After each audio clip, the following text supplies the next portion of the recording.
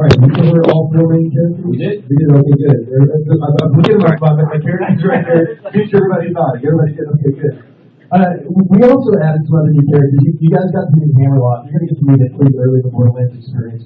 And you remember, we got some other. I don't have a picture of Claptrap here. I think the broker promised we give you Claptrap stories. Claptrap's back. You're going to see him. He's going to do what Claptrap does, and he's going to love and dance and all the things we're talking about. So. Can we shoot every Claptrap? No comment. You can try. Sir Hammerlock's a really great guy. He's kind of the field guy. You can watch him again and Google. Some of you have also seen, we had a great character. I know that she's going to show up next year at DragonCon and cosplay, Tiny Tina. She's remarkable. She's a 13-year-old explosives expert. She's nuts. Just because if you Google around on her, you can find some cool stuff. And it's worth mentioning again, one of the cool things that I'm really excited about with Borderlands 2 is we have an enemy. And this guy's name is Handsome Jack. And Jonathan described yesterday. I'm going to quote Jonathan on this. That when you talk about an enemy, you want to describe him real quick. He's just kind of a dick. And he loves to, for example, taunt you while you're playing, while eating a bag of potato chips, and you're talking about life in general. He's the president of Hyperion Corporation, and you're going to get to experience what he's doing to Pandora. And what's really cool is, Borderlands 1 was a great, treasure. You're going to evolve, you're looking for it, you're uncovering stuff. This kind of a race with some other groups and entities. In Borderlands 2, we wanted to be sure that you had someone that you would love to hate, by the time you get to the end of the game. So we're going to give you an enemy, and I think you're going to really appreciate Handsome Jack and like him. So you're going to get to take him down in just a few weeks. So be chance. All right, we should probably talk about guns, right? Yeah. Kill. Bandit. All right, so Bandit this is one of our new manufactured guns. We thought to ourselves, clearly the Bandits are making guns, so what does that look like? And this is some of the concept art that we put together when we were designing the Bandit guns. This is the Bandit SMG. They're always pretty clunky. It's sort of put together from whatever they could find.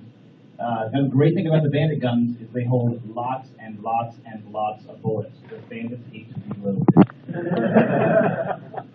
Now the problem there is that because they hate to reload, they don't really pay a lot of attention thinking about how to reload. So we have awful reload times. But if you combine a good Bandit gun with some good magazine size increasing skills, you could well have over 100 shots. So just never have to reload. Just do that. This is Dahl. Dahl's sort of our military corporation. They're all out for the mercenaries, for the military. Dahl, we really love Dahl. Dahl in the first game had a lot of recoil reduction, and they still have that today. Where we leveled them up to is we decided that Dahl, their philosophy about approaching combat is that it's really all about versatility. And so Dahl actually has multiple fire modes, depending on whether you're shooting from the hip or whether you're iron sighting your weapon. So, for example, if you get yourself an assault rifle, am I not holding the microphone close enough? Can you hear me? Yeah, okay.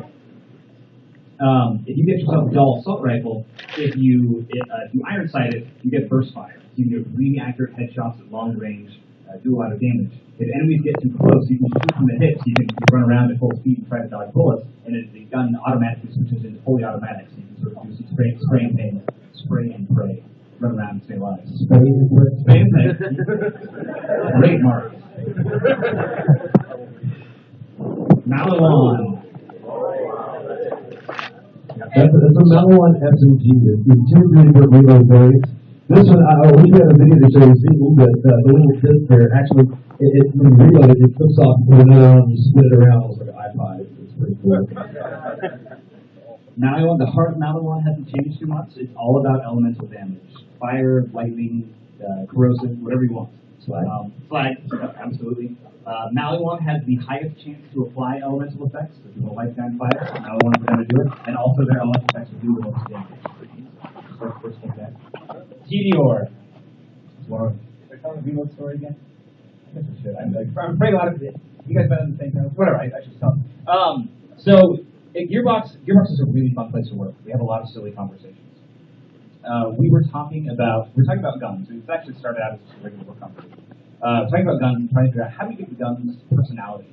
How do we get these manufacturers to feel as distinct and different as we possibly can?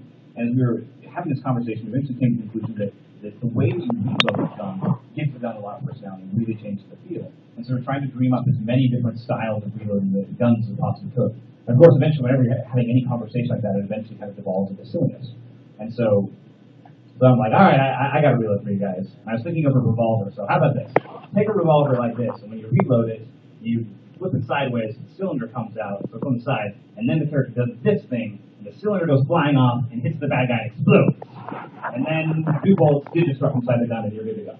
And I thought myself very clever, and then I think it was Rob Veronovitz.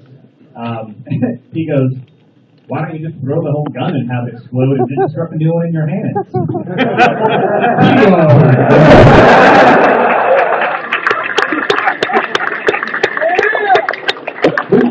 It's cool. Again, there's a lot of little ways that you can kind of, if you just want to throw it and get the explosion, that's great. If you're one of those characters that likes to kind of min-max your gameplay and all that, what's cool is the more bullets that are left in your clip when you throw it to you, the more explosive damage it does when you throw it.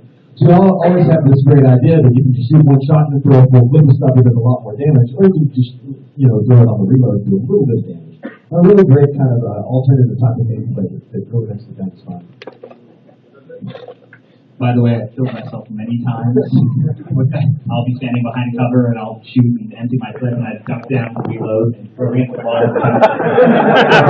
So be aware, you're going to have to learn to think very differently about how to reload. Risk reward. Yes, great. We didn't bring this guy to concept up, but want to talk a bit about him. Hyperion. Hyperion is all about accuracy. Hyperion bullets travel faster than any of the other bullets, which is really nice for engaging enemies at medium to long range. It's also nice for getting headshots.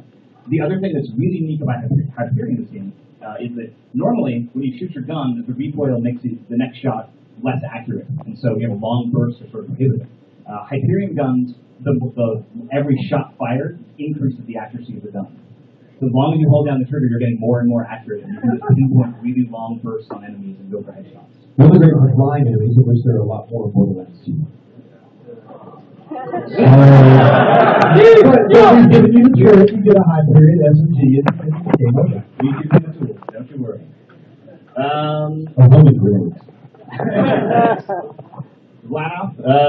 Vladoff is so straightforward. Let's shoot a lot of bullets really, really fast.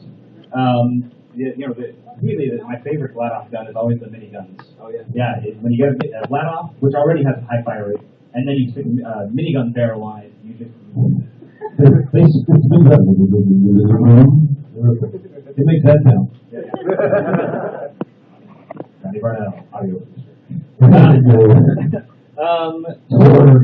Torg is our man-to-man manufacturer. We love Torg. So you guys like the first game, like the pistol and the shotguns and shot rockets, right? Yeah. Torg shoots rockets all the time. Even the rockets shoot rockets. But if you find a Torg gun, it's going to do some kind of explosive damage, right? You're going to shoot rockets. There actually have some grenade launcher variants that we did within the Torg this time. Some other things. But if you like to shoot gyro jets, shoot it. And you can get a Torg gun with a Vladoff minigun barrel on it. So if you like that minigun and want to do a lot of rockets, then you can shoot lots of rockets. That's pretty cool. Last but not least, Jacobs. Jacobs is one of my personal favorites.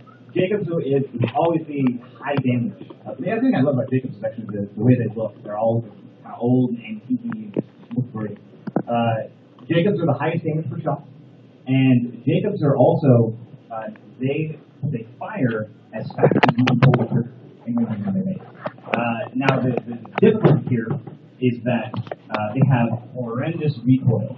So if an enemy is really, really close, you can just spam that button as fast as you can, and you can take them out really, really quickly.